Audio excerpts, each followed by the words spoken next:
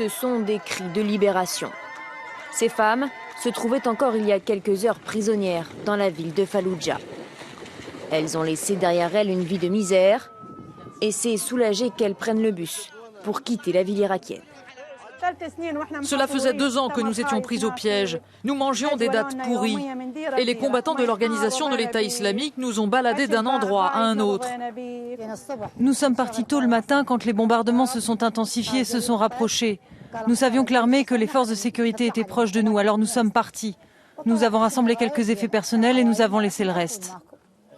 Ces civils n'ont donc pas eu le choix, car depuis lundi, les forces irakiennes, appuyées par la coalition internationale, tentent de reprendre Falloujah, située à 50 km à l'ouest de Bagdad. Une vingtaine de raids, notamment français et américains, ont permis de reprendre quelques localités environnantes. Jeudi, la ville de Garma a été libérée.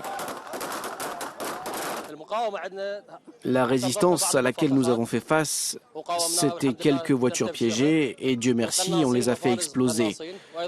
On s'est occupé des snipers aussi et l'aviation s'est chargée des tirs de mortier. Falloujah est la première ville à être tombée sous le contrôle de l'organisation de l'État islamique en janvier 2014. Et selon les officiers irakiens, sa reconquête est proche. Mais pour libérer complètement la région, le gouvernement doit d'abord mettre à l'abri tous les civils. Selon l'ONU, plus de 50 000 habitants se trouveraient encore à Falloujah, pris au piège entre d'un côté les bombardements et de l'autre les combattants djihadistes qui les empêchent de fuir.